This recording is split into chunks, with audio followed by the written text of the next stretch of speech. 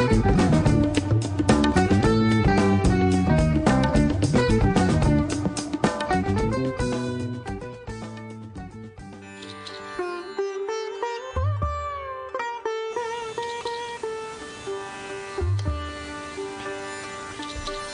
and welcome to Let's Talk About the Middle East. I'm Juliana Musheyev.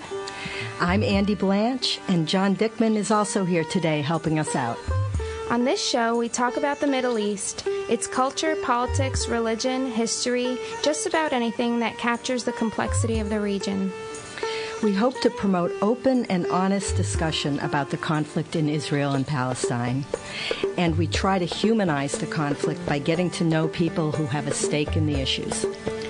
You are listening to WSLR 96.5 LPFM in Sarasota and WBPV 100.1 LPFM in Bradenton. The opinions and views expressed on Let's Talk About the Middle East are strictly those of the host and guests and do not necessarily reflect the station manager, the board of directors, or anyone else affiliated with WSLR. Mark your calendars for January 4th and 5th. Dr. Uzi Baram, New College archaeology professor, Sarasota County archaeologists, and other related parties will be probing and possibly excavating the Prodi Midden located on the grounds of Philippi Estate Park. The public is invited to observe. This activity will be Monday and Tuesday, January 4th and 5th, 9 a.m. to 3 p.m. at Philippi Estate Park, 5500 South Tamiami Trail, Sarasota. For more information, call 941-316-1309. Today we'll be interviewing Professor Uzi Baram. Uzi Baram has been living in Sarasota since 1997. Born in Haifa, Israel, and raised in the USA, Uzi attended the State University of New York in Binghamton and as an undergraduate and then received a master's and PhD in anthropology from the University of Massachusetts at Amherst. In his academic research, he has engaged in archaeological and ethnographic studies in Israel, Cyprus, Florida, and the Bahamas. Centering all the studies is a sustained critique of racism with a particular concern for the erasing of history and the silencing of the past. Many of his archaeological projects have attempted to fill the gaps in history, to be more inclusive, and to support efforts towards a cosmopolitan present. At New College of Florida, he has taught courses on the archaeology and cultural anthropology of the Middle East and North America, on colonialism and racism, and on heritage. He is expressing his views today. They do not represent the views of New College of Florida and its Board of Trustees. He lives in Sarasota with his wife and 3 children and talkative Siamese cat. Thank you so much for joining us, Professor Baram. Thank you for having me here this morning. So, you are an archaeologist, a scholar, and an active member of Sarasota, and you've written several articles about archaeology in Israel. In one of your articles, you talk about the antiquing of Jerusalem, and you use the dismantling of a clock tower in the Jaffa Gate as an example. Why would the British want to erase parts of the city's history, and why should we care? Thank you for that question. I appreciate you reading my scholarship. I'll just repeat the disclaimer that the views I'm expressing here are my own. They're not those of New College of Florida, nor of its Board of Trustees. I've been spending decades now engaged in the scholarship of the Eastern Mediterranean. And I have very much an interest not just in describing what's going on there today, but asking the why question. Why are certain things occurring? Of course, what's of most interest is the conflicts, particularly among Israelis and Palestinians. And in trying to gain a handle on what's there, I've engaged in archaeological endeavors, particularly on the Ottoman period, which lasted from the 16th to early 20th century. I've looked at a lot of archival sources, including photographs. And at one point, looking at 19th century photographs of Jerusalem, I got really engaged with the Ottoman walls, which is now considered the old city of Jerusalem. And at one level, the idea that old is used for something built in the 16th century makes sense in an American context, but really not in a Middle Eastern context where old usually means thousands of years, not centuries. And then looking at the photographs from the early 20th century at the Jaffa Gate, the entrance to Jerusalem, there was this gigantic clock tower. And it wasn't unusual in the beginning of the 20th century. The Ottoman Empire put up clock towers across its major cities in Istanbul, in Ankara, in Beirut, in Akko, in Jaffa, and in Jerusalem. And, one can argue the aesthetic of the building itself, the clock tower itself, but it was really a mark of modernity. Well, maybe ironically, a few years after that clock tower was put up, World War I broke out, and the result, almost to the date, I think it was December 9th, the British entered Jerusalem in 1917, took control of the Eastern Mediterranean, and then in 1922 got a League of Nations mandates over what's called Palestine. And almost immediately that British mandatory government dismantled that clock tower. It's actually one of the first actions. I was quite curious why they would do that. Again, my aesthetic, I thought it was kind of pretty, just my own taste. And as I delved into it and what I wrote about was that dismantling was, in fact, dismantling of modernity, to attempt to create a Jerusalem that was ancient, that was out of time, out of history. And the British, over those decades that they ruled over Jerusalem and Palestine, actually made that one of their goals, to place it into the past. And when I think about how people look at the conflict among Israelis and Palestinians, it's quite clear that it's not an ancient conflict at all. It's one that developed over the 20th century. People argue about when was the starting point, but over the 20th century, during that British mandate. And so you have the creation of divides between two populations. At the same time, history is being erased to assume that's always been there. And when people make that comment, well, they've always been fighting, that isn't coming out of thin air. It's coming out of a direct result of an understanding of the region that was created in the 20th century. Thank you so much. That's fascinating. So, as I mentioned before, you are an archaeologist, you are a scholar, and you are an active member of the Sarasota community, and you are an Israeli-American Jew. Can you tell us a little bit about your personal story and how it affects your thinking about the conflict in Israel and Palestine?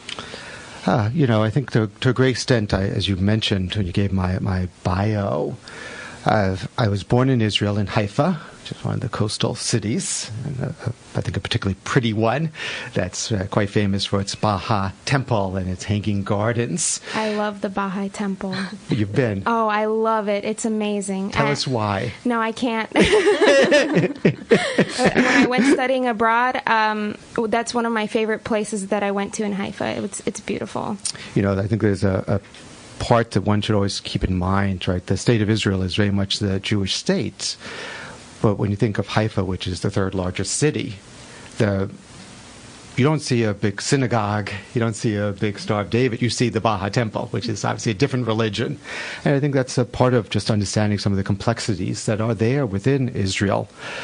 But getting back to before I start asking you questions, I'll go back to your question, that I was born in Haifa, but raised in the United States. My undergraduate was at SUNY Binghamton in upstate New York, a wonderful state university, where I focused on anthropology, a particular interest in cultural anthropology, because of one of the professors kind of encouraged us to talk to other students. And there were several students of Middle Eastern descent who I interviewed for various class projects.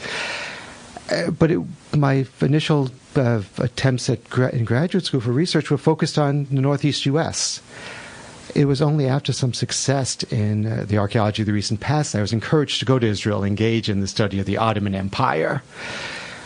And so much of my work has actually been comparative, which is one of the strands with anthropology. And when I think about the work I engaged in, particularly early on as a graduate student and as a young PhD, it was always very much comparative. It wasn't personal at all. And it kind of fit the times that I was trained in to look what's there, but it was hard not to have it be personal. And one of the kind of distressing dynamics at work, and I don't know how widespread it is the expansion of identity politics. So that I've always taken my work to have a scientific basis and humanistic results. That the archaeological data, the historical data, has to be something anyone can look at, but it should have some social meaning. And the meanings should be towards coexistence, towards cosmopolitanism, and very much against racism, against the notion that somehow people's identities are fixed and are non-changing and fit within a hierarchy. And so I actually have a kind of complicated view of where my identity fits in. It gets asked more and more. So, well, your name's Uzi Baram, so clearly you have a stake. Well, no, I was trained by, European Americans for the most part, who, whether they go to church or not, would clearly celebrate Christmas. My colleagues were often Palestinians when I was working in Israel, as well as Israelis. My interests and kind of the theoretical sharpness to the critique of racism has been more influenced by bell hooks, who spent some time at New College and helped me to really think straight about the goals, the social justice goals for some of this research. And so it actually is quite complicated. I want to be able to speak towards the larger issues and not be put into a box. But I think there is a kind of push to put people into boxes. Right. And I think that's actually not very healthy. Yes. Thank you. And yeah, I think that's very related to the next question. So one of the reasons it is difficult to have a productive dialogue about this issue is that criticism of Israel is often perceived as anti-Semitism. Can you comment? Yeah, I think there's we're living in a world where there's so many opportunities for people to talk back and to have the chance to give their say in things, thinking particularly of social media, which has opened up a lot of very wonderful possibilities, but also has opened the door really widely to kind of any view. And I think particularly when dealing with issues surrounding Jerusalem, surrounding Israelis and Palestinians, I won't stop anyone from giving their opinion. Everyone's perfectly free to give their opinion. But, the cliche is that the Middle East has too much history. It's just so much to know. There's so many nuances and dynamics. And while someone can always jump in, having some depth of knowledge is important. And so you raised this question of, critiques of Israel and anti-Semitism. For those who kind of just jump in and say, well, this is what's going on now. I see this, and this is my opinion on it. If they haven't been self-reflective of who they are, why they're giving their opinion, to whom are they giving their opinion, and why, it does sometimes cross some lines, and it goes in both directions. Right? It's not just worries about views on Jews, but also of Arabs, the Orientalism that Edward Said was so clear in delineating. Assumptions that somehow sitting here in the United States, you know what people are thinking, that you understand the mind of the Middle Easterner. And Edward Said was always clear, the Middle Easterner, Jews and Muslims and Christians, not just one or the other. People seem to have forgotten that he was a little more broad in his views on it. And I get distressed when people, particularly in the U.S., who use the term Middle East, right? You should know, as you use the Middle East in the title, that's a British imperialist term, right? Middle East. Back in the early 20th century in London, the headquarters of the British Empire, there was the Far East, which still some people use for China and Japan. Middle East, which was the Indian subcontinent, the British colony.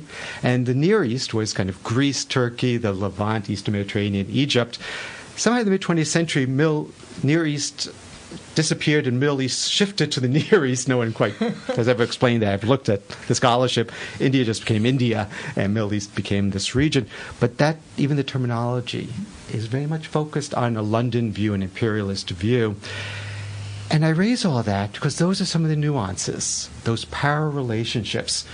Zionism, which created the State of Israel, was created as an ideology in a particular time period that was about Jewish self-determination. And the State of Israel is very much about Jewish self-determination. And as a scholar, as well as just a person, I believe in self-determination. I think the Kurds deserve their own nation-state. I think Armenians deserve more than what they have in their little rump former Soviet state. I think Palestinians deserve a state. And Israel, the Jewish state, deserves to have its peace and security. when someone just kind of jumps in and says, well, I don't like this, as if somehow it has no history, it does cross into that line where, well, why are you against Jewish self-determination? Where is that coming from? And if the answer is, well, I'm not anti-Semitic, well, usually people respond that way because they haven't been thoughtful at all. And people aren't thoughtful, well, they can get angry, and sometimes they can make things more difficult than they need to be. And frankly, surrounding the issues with the Israelis and Palestinians, they're difficult enough as it is, without people encouraging even more negative thoughts, more negative possibilities. I think we need more positive possibilities. We need to, when I teach on anthropology, the ethnographers I like the best, the ones I think write the best ethnographies, best descriptions, are the ones that focus on listening really carefully. Right? What are people saying and why are they saying it? And really getting underneath what's there, not just the kind of, well, I saw this, I'm done, but really get some depth in it. And to claim somehow that criticism of Israel is outside of anti-Semitism doesn't really make any sense. People can be critical, but be thoughtful in the critique and discuss what's your end goal. I really appreciate that response. That was actually part of the impetus for creating this radio show to start with, so that we could have a space on the radio to have some thoughtful discussion and maybe go a little deeper into issues that sometimes get talked about as if they're bumper stickers. So thank you very much. And that actually leads nicely into the next question, which has to do with archaeology as a tool of nation building, which is a term that you used in one of your articles. Can you give examples of how both Israel and Palestine have used archaeology for nation building? Yeah. You know, it sometimes surprises people, because here in the United States, it doesn't happen too often. Right? There's just such a overwhelming sense that, well, this is what it is, and it's always meant to be. But in many parts of the world, particularly in places that were colonized, and again, to understand the places on the Eastern Mediterranean, knowing about the Ottoman Empire's rule from the 16th century to early 20th century, British and French colonial rule under the League of Nations, but colonial rule during the 20th century, the imperialism from the Soviet Union, from the United States, that really guided certain understandings. Well, these countries which were created in the 20th century needed to find ways to root themselves deeper into the past, sense that we've always been here, not just through stories, but through places and things. And archaeology turns out to be a really useful tool to putting one's history deep in the past to point to certain places. So in the mid-20th century, in the 1960s, Yigal Yadin excavated Masada, which is one of the most famous archaeological sites in the world, where the rebellion against the Roman Empire 2,000 years ago had its last stand. And so the sense that, well, here, Jews were here fighting for their freedom 2,000 years ago, and this connects to us, helps the sense of Israeli national identity in the 1960s, into the 70s, 80s. One of the difficulties, particularly when academics get involved in the politics of the past in academia, in seeing that, some decide, well, let's help Palestinians root themselves deeper in the past. And it became a kind of competition, who could go deeper into the past. And so with much less resources, Palestinians also tried to root themselves deep into the past. One of the things I've also written about, and I think it's a good notion, and it's been contested by some of my colleagues, right? Very much archaeology was used that way in the 20th century, and still can be. There's nothing preventing it. But archaeology isn't that necessary anymore now that we're in the 21st century. It's much more interesting for tourism, to get people to come. And that's a very different audience, a very different set of possibilities to show to get people to come to the place and see something, not just to learn the lesson, but to spend money. And I think we should see that archaeology has shifted, and among my colleagues who I have, frankly, the most respect for. And several years ago, I brought Barbara Little to New College to give a talk, and video is actually online to see. Barbara Little, back in 2007, and thinking really hard about what can archaeology do, not just to critique what the wrong things archaeologists have done, but what's positive, wrote about archaeology for social justice. that one can go into the past and tell a story about a single group of people, a single line going from the past to the present, which has been done, or to bring out some of the complexities of what was there, to bring out a sense of all the diversity and the complications and the nuances, and to think hard about where have we come from and where are we going. And I find that to be a really positive set of possibilities. Thank you. So one of the things that that you mentioned in your last answer was that there seems to be a competition at times between Israel and Palestine for who got there first. Yes. Can you speak to whether that's a meaningful discussion in the context of the current conflict? That's a great question. Yeah, the idea of who got there first is very much a heritage question. And David Lowenthal is a historian who's written really eloquently on how heritage has become such an important component in social relations in the 21st century, with so much of dislocations with globalization, with people moving around, information moving around so rapidly. Well, how do we fit our identities, ourselves into places? And not just that we're in a given place, but who was there first? And I've critiqued that notion often, because in many ways it's very disturbing when I hear statements of, we've always been here, or we've been here since the Bronze Age. Some of you may be surprised that the competition, when it's there for the nationalism, the archaeological record had been laid out with the late Bronze Age, about 2,500 years ago, as a time of the ancient Israelite kings, or the biblical stories. And so some Palestinians put themselves as Canaanites from the Middle Bronze Age, from 3,500 years ago. And, I'm not a young person anymore, but I wasn't around thousands of years ago. And I've done, I have to say that, in a almost a flippant way, no one's been around for thousands of years. And when people make that claim that we've been here for centuries, well, no, maybe your ancestors. That could well be. But that nuance is important. Is it your ancestors? Well, who are those ancestors? Because the further back we go, we get away from that problematic 20th century of divides. And we find in the 19th century, the 18th century, keep on going back, that the rigid divides that we find today just weren't there. People changed religions, they changed identities, there was fluidity, because identity was ultimately rooted in what village were you living in, who were you married to, which gods were you praying to, all of which was changeable and changed generation to generation. So the idea that somehow we were here first, well, who were you back then? And I think the answer, the scholarly answer, and really the appropriate answer is, it was really complicated. And the further back we go, we have 7 billion people on the planet today. Everyone had common ancestors, right? We go back 150,000 years, we go to the origins of our species. Well, we had common ancestors somewhere in Africa. Those ancestors moved out. It's really complicated. But the idea that somehow we're not connected is just a falsehood. The most rigidly divided groups will find that they have common ancestors. I know very little about my family once I get past my great-grandfather. So I'm always a little jealous of those who can trace their families further back in time. But those who can end up showing a lot of complexity, a lot of movement. And so who's first? Let's actually get at what were people doing back then. And I think that helps us break through some of the divides. Right.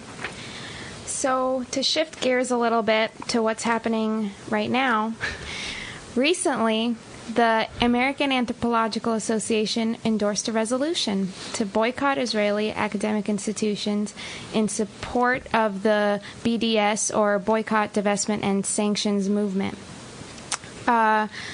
Just a little background, they're not the first academic association to do this, and their justification is that anthropology has a role in giving voice to disenfranchised people, and that's their way of supporting that movement. So what do you think about this move?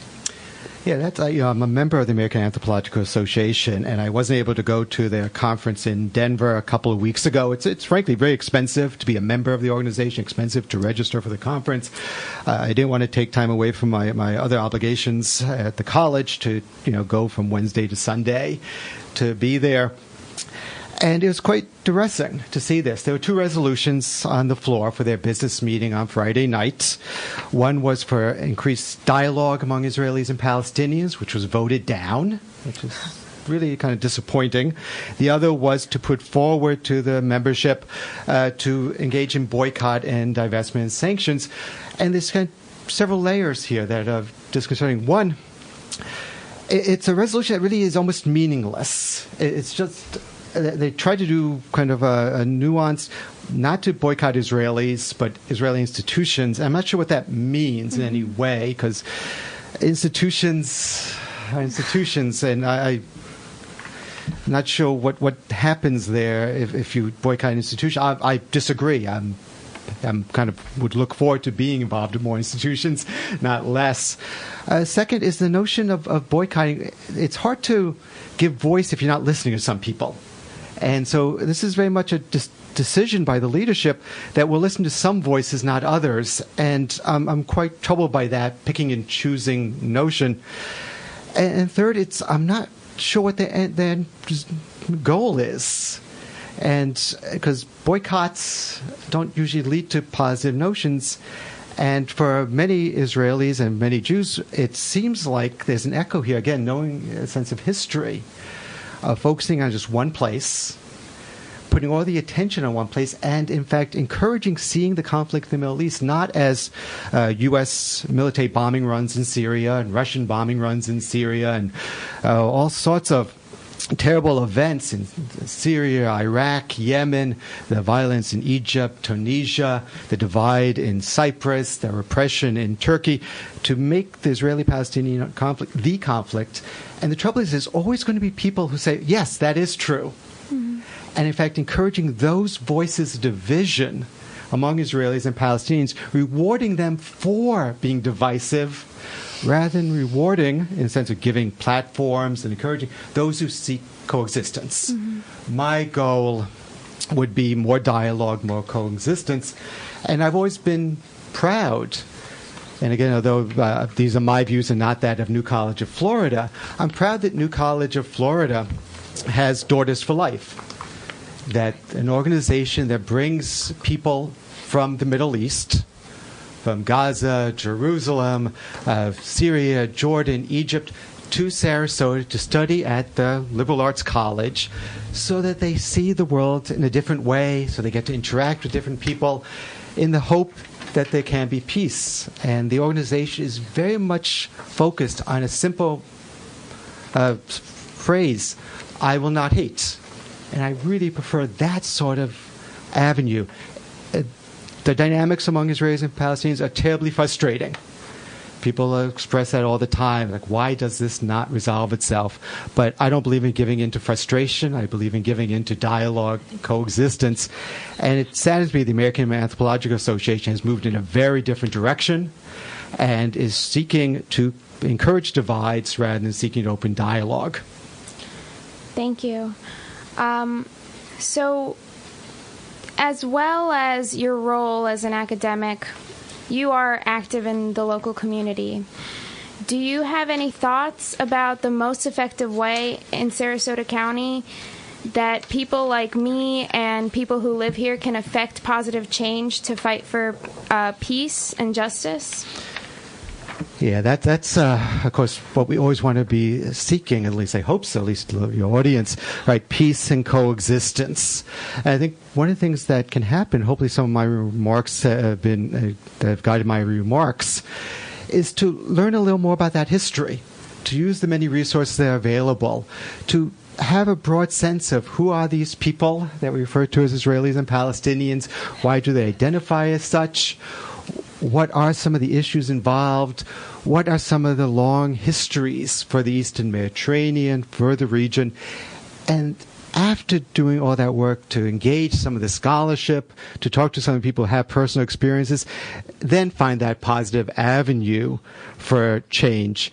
There are lots of great folks here in Sarasota already engaging in that process. So they are available. Your show